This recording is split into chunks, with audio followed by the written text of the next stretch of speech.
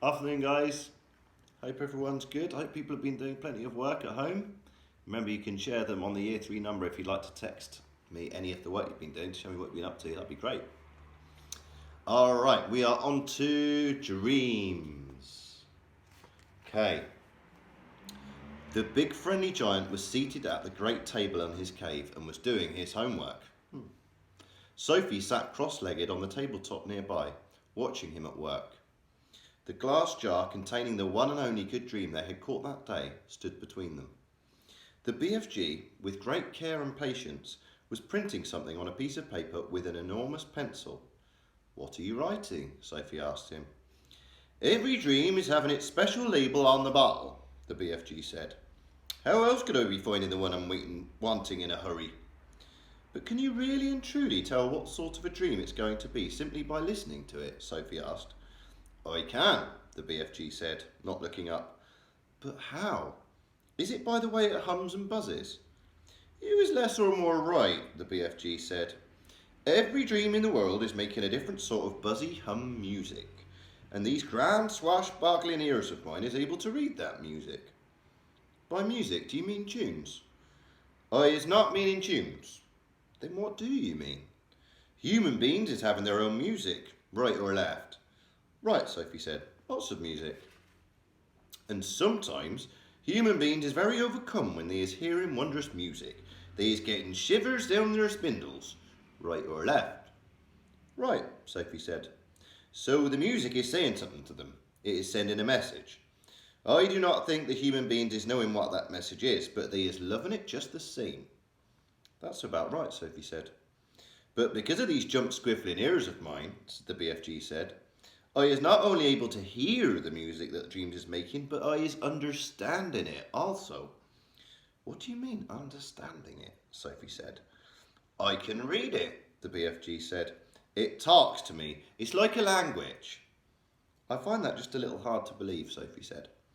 "I'll bet you is also finding it hard to believe in quadwinkles," the BFG said, "and how they is visiting us from the stars." "Of course I don't believe that," Sophie said. The BFG regarded her gravely with those huge eyes of his. "I hope you will forgive me," he said, "if I tell you that human beings is thinking they is very clever, but they is not.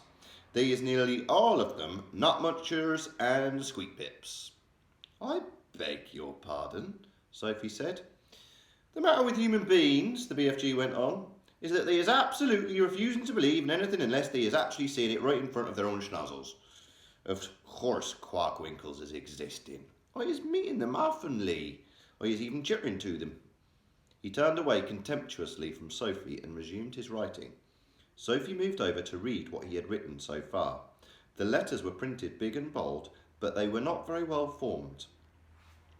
There he is writing. And that's what his writing looks like just here. Let's have a look.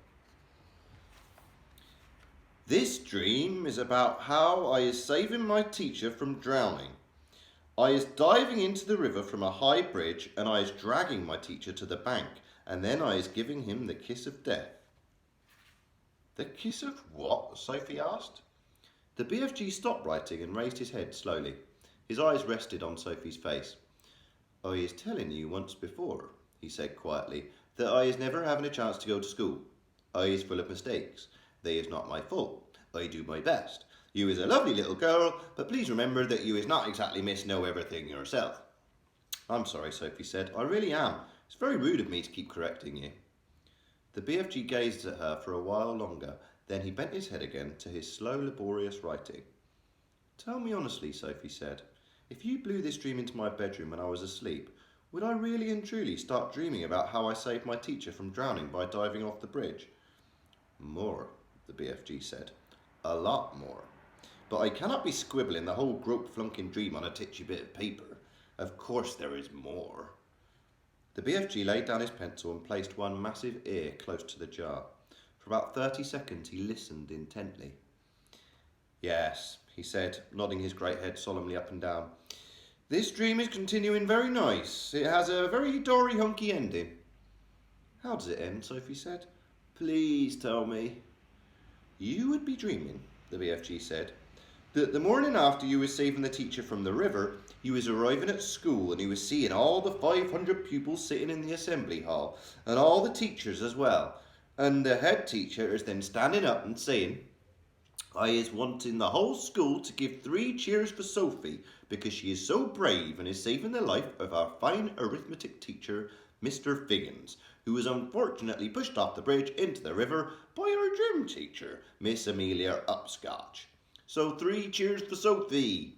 And the whole school was then cheering like mad and shouting, bravo, well done. And forever after that, even when you was getting your sums all gun swizzled and muggled up, Mr. Figgins is always giving you 10 out of 10 and writing good work Sophie in your exercise book. Then you was waking up. I like that dream, Sophie said. Of course you like it, the BFG said. It's a fizz wizard. He licked the back of the label and stuck it on the jar. I was usually writing a bit more than this on the labels, he said, but you was watching me and making me jumpsy. I'll go and sit somewhere else, Sophie said. Don't go, he said. Look in the jar carefully and I think you will be seeing this dream. Sophie peered into the jar and there, sure enough, she saw the faint translucent outline of something about the size of a hen's egg. There was just a touch of colour in it, a pale sea green, soft and shimmering and very beautiful. There it lay, this small oblong sea green jellyfish thing, at the bottom of the jar, quite peaceful but pulsing gently, the whole of it moving in and out ever so slightly as though it were breathing. It's moving, Sophie cried. It's alive. Of course it's alive. What will you feed it on? Sophie asked. It's not needing any food, the BFG told her. That's cruel, Sophie said. Everything alive needs food of some sort, even trees and plants. The north wind is alive, the BFG said. It is moving. It touches you on the cheek and on the hands, but nobody is feeding it. Sophie was silent. This extraordinary giant was disturbing her ideas. He seemed to be leading her towards mysteries that were beyond her understanding. A dream is not needing anything, the BFG went on. If it's a good one, it is waiting peacefully forever until it's released and allowed to do its job. If it's a bad one, it's always fighting to get out. The BFG stood up and walked over to one of the many shelves and placed the latest jar amongst the thousands of others. Please can I see some of the other dreams? Sophie asked him. The BFG hesitated. Nobody has ever seen these before, he said, but perhaps after all I is letting you have a little peep. He picked her up off the table and stood her on the palm of one of his huge hands. He carried her towards the shelves. Over here is some of the good dreams, he said. The fizz wizards. Would you hold me closer so I can read the labels? Sophie said. My labels is only telling bits of it, the BFG said. The dream is usually much longer. The labels is just to remind me. Sophie started to read the labels. The first one seemed long enough to her. It went right around the jar, and as she read it, she had to keep turning the jar. This is what it said. And you can see his writing there, and there's a little picture of what's happening too. Wonder if you can guess what's going to happen. Today I was sitting in class and I discover that if I is staring very hard at my teacher in a special way, I is able to put her to sleep. So I keep staring at her, and in the end her head drops onto her desk and she goes fast asleep and snorkles loudly. Then in marches the head teacher and he shouts, "Wake up, Miss Plumridge! How dare you go to sleep in class? Go fetch your hat and coat and leave this school forever. You is sacked." But in a jiffy I is putting the head teacher to sleep as well, and he just crumples slowly to the floor like a lump of jelly, and there he lies all in a heap and starts snorkeling even louder than Miss Plumridge. And then I is hearing my mummy's voice saying, "Wake up, your breakfast is ready." What a funny dream, Sophie said. It's a ring beller, the BFG said. It's Wopsy. Inside the jar, just below the edge of the label, Sophie could see the putting to sleep dream lying peacefully on the bottom, pulsing gently, sea green like the other one, but perhaps a trifle larger. Do you have separate dreams for boys and girls? Sophie asked. Of course, the BFG said. If I was giving a girl's dream to a boy, even if it was a really wopsy girl's dream, the boy would be waking up and thinking what a rot-bungling, grink-sludging old dream that was. Boys would, Sophie said. These here is all girls' dreams on this shelf, the BFG said. Can I read a boy's dream? You can, the BFG said, and he lifted her to a higher shelf. The label on the nearest boy's dream jar read as follows. I is making myself a marvellous pair of suction boots, and when I put them on, I is able to walk straight up the kitchen wall and across the ceiling. Well, I is walking upside down on the ceiling when my big sister comes in, and she is starting to yell at me as she always does, yelling, "What on earth is you doing up there walking on the ceiling?" And I looks down at her and I smiles and I says, "I told you was driving me up the wall and now you has done it." "I find that one rather silly," Sophie said. "Boys wouldn't," the BFG said, grinning. "It's another ring beller. Perhaps you've seen enough now." "Let me read another boy's one," Sophie said. The next label said, "The telephone rings in our house and my father picks it up and says in his very important telephone voice, 'Simpkins speaking.' Then his face goes white and his voice goes all funny and he says, 'What? Who?' And then he says, 'Yes, sir, I understand, sir, but surely it's me you is wishing to speak to, sir, not my little son.' My father's face is going from white to dark purple and he's gulping like he has a lobster stuck in his throat. And then at last he is saying, 'Yes, sir, very well, sir, I'll get him, sir.' And he turns to me and he says in a rather respectful voice, 'Is you knowing the President of the United States?' And I says, 'No, but I expect he's hearing about me.' Then I is having a long talk on the phone and saying things like, 'Let me take care of it, Mr. President. You'll bungle it all up if you do it your way.' And my father's eyes is googling right out of his head. And that's when I was hearing my mother's real voice saying, 'Get up, you lazy slob, or you'll be late for school.' Boys are crazy," Sophie said.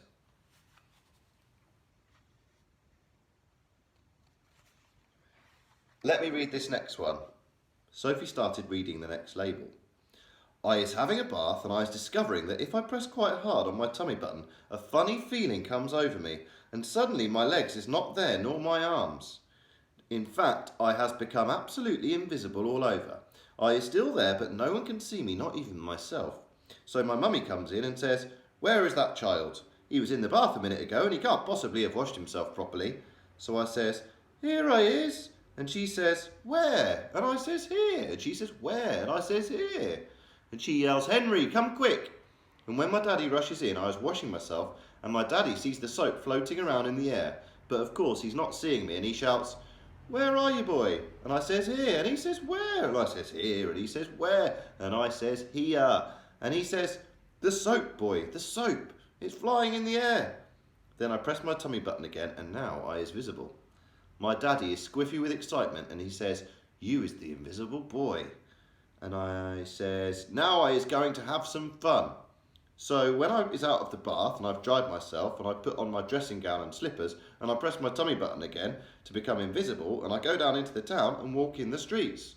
Of course, only me is visible but not the things I is wearing. So when people is seeing a dressing gown and slippers floating along the street with nobody in it, there's a panic with everybody yelling, 'A ghost! A ghost!' And people is running left and right and big strong policemen is running for their lives. And best of all, I see Mr. Grummett, my algebra teacher, coming out of a pub and I float up to him and say, 'Boo!' And he lets out a frightsome howl and dashes back into the pub. And then I was waking up and feeling happy as a whiff squiddler." "Pretty ridiculous," Sophie said. All the same, she couldn't resist reaching down and pressing her own tummy button to see if it worked. Maybe try it. Nothing happened. "Dreams is very mystical things," the BFG said. "Human beings is not understanding them at all. Not even their brainiest professors is understanding them. As you've seen enough." "Just this last one," Sophie said. "This one here." She started reading. "I has written a book and it is so exciting nobody can put it down. As soon as you has read the first line you is so hooked on it you cannot stop until the last page. In all the cities people is walking in the streets bumping into each other because their faces is buried in my book, and dentists is reading it and trying to fill teeth at the same time, but nobody minds because they is all reading it too in the dentist chair. Drivers is reading it while driving and the cars is crashing all over the country. Brain surgeons is reading it while they's operating on brains, and airline pilots is reading it and going to Timbuktu instead of London. Football players is reading it on the field because they can't put it down, and so is Olympic runners while they is running. Everybody has to see what's going to happen next in my book, and when I wake up I is still tingling with excitement at being the greatest writer the world has ever known, until my mummy comes in and says, I was looking at your English exercise book last night and really your spelling is atrocious, so is your punctuation. That's enough for now, the BFG said. There is Dillions more, but my arm is getting tired holding you up. What are all those over there? Sophie said. Why have they got such tiny labels? That, the BFG said, is because one day I was catching so many dreams I was not having the time or energy to write out long labels. But there is enough to remind me. Can I look? Sophie said. The long-suffering BFG carried her across the jars she was pointing to. Sophie read them rapidly, one after the other. I is climbing Mount Everest with just my pussycat for company. I is inventing a car that runs on toothpaste. I is able to make the electric lights go on and off just by wishing it. I is only an 8-year-old little boy, but I is growing a splendid bushy beard and all the other boys is jealous. I is able to jump out of any high window and float down safely. I have a pet bee that makes rock and roll music when it flies. What amazes me, Sophie said, is how you ever learned to write in the first place. Ah, said the BFG. I has been wondering how long it is before you was asking me that. Considering you never went to school, I think it's quite marvellous, Sophie said. How did you learn? The BFG crossed the cave and opened a tiny secret door in the wall. He took out a book, very old and tattered. By human standards, it was an ordinary-sized book, but it looked like a postage stamp in his huge hand. One night, he said, I was blowing a dream through a window and I sees this book lying on the little boy's bedroom table. I wanted it so very badly, you understand, but he is refusing to steal it. I would never do that. So how did you get it? Sophie asked. I borrowed it, the BFG said, smiling a little. Just for a short time I borrowed it. How long have you had it? Sophie asked. Perhaps only about 8 years, the BFG said. Soon I shall be putting it back. And that's how you taught yourself to write? Sophie asked him. I is reading it hundreds of times, the BFG said. And I is still reading it and teaching new words to myself and how to write them. It is the most scrumdiddlyumptious story. Sophie took the book out of his hand. Nicholas Nickleby, she read aloud. By Dahl's Chickens, the BFG said. By who? Sophie said. Just then, there came a tremendous noise of galloping feet from outside the cave. What's that? Sophie cried. That is all the giant zip-fizzing off to another country to guzzle human beings, the BFG said. He quickly popped Sophie into his waistcoat pocket, then hurried to the cave entrance and rolled back the stone. Sophie, peeping out of her spy hole, saw all 9 of the fearsome giants coming past at full gallop. Where is you off to tonight? Shouted the BFG. We's all flush bunking off to England tonight, answered the flesh lump eater as they went galloping past. England is a luctuous land, and we is fancying a few nice little English childers. I, shouted the maid masher, is knowing where there is a giggle house for girls, and I is guzzling myself full as a froth blower. And I know where there's a boggle box for boys, shouted the gizzard gulper. All I has to do is reach in and grab myself a handful. English boys is tasting extra lick swishy. In a few seconds, the 9 galloping giants were out of sight.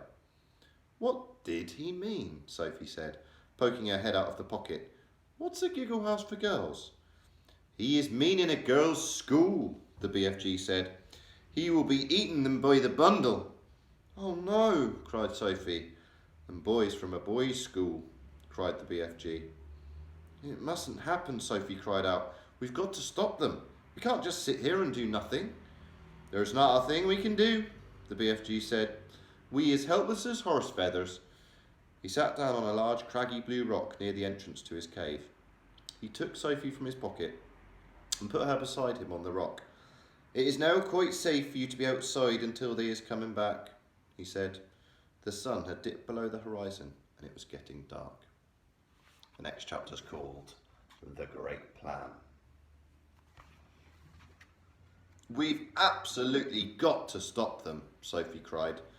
Put me back in your pocket quick and we'll chase after them and warn everyone in England they're coming. Ridunculous and impossible, the BFG said. They's going 2 times as fast as me and they is finishing their guzzle before we is halfway. But we can't just sit here doing nothing, Sophie cried. How many girls and boys are they going to eat tonight? Many, the BFG said. The flesh lump eating giant alone has a most squackling wapsy appetite. Will he snatch them out of their beds while they're sleeping? Like peas out of a puddle, the BFG said. I can't bear to think of it, Sophie cried. Then don't, the BFG said. For years and years I is sitting here on this very rock every night after night when they is galloping away, and I is feeling so sad for all the human beings they is going to gobble up. But I has had to get used to it. There is nothing I can do. If I wasn't a titchy little runty giant, only 24 feet high, then I would be stopping them. But that is absolutely out of the window. Do you always know where they're going? Sophie asked. Always, the BFG said. Every night they is yelling at me as they go bootling past. The other day they was yelling, "We's after Mississippi and Missouri to guzzle them both." Disgusting, Sophie said. I hate them. She and the big friendly giant sat quietly side by side on the blue rock in the gathering dusk. Sophie had never felt so helpless in all her life. After a while, she stood up and cried out, I can't stand it. Just think of those poor girls and boys who are going to be eaten alive in a few hours' time. We can't just sit here and do nothing. We've got to go after those brutes. No, the BFG said. We must, Sophie cried. Why won't you go?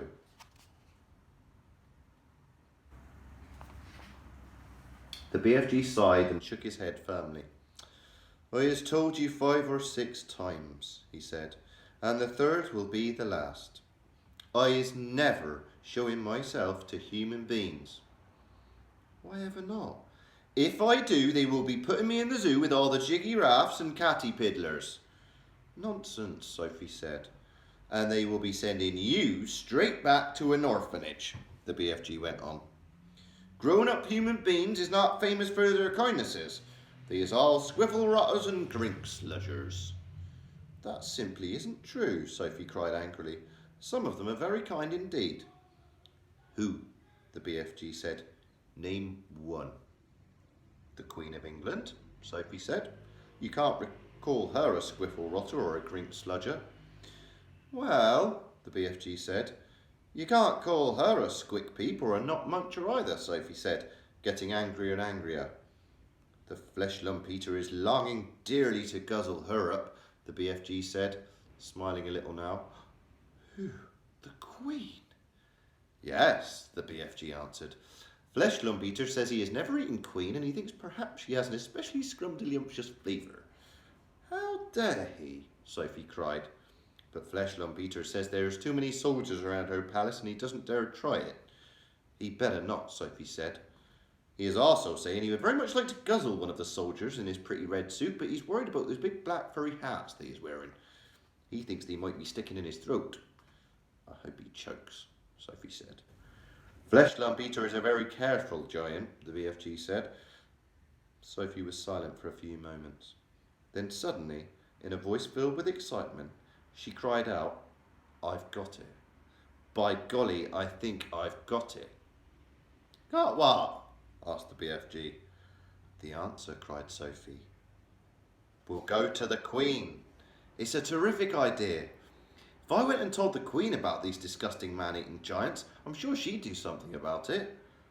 The BFG looked down at her sadly and shook his head. She is never believing you, he said. Never in a month of Mondays. I think she would. Never, the BFG said. It is sounding such a wonky tall story, the Queen will be laughing and saying, what awful rub squash. She would not. Of course she would, the BFG said. I has told you before that human beings is simply not believing in giants.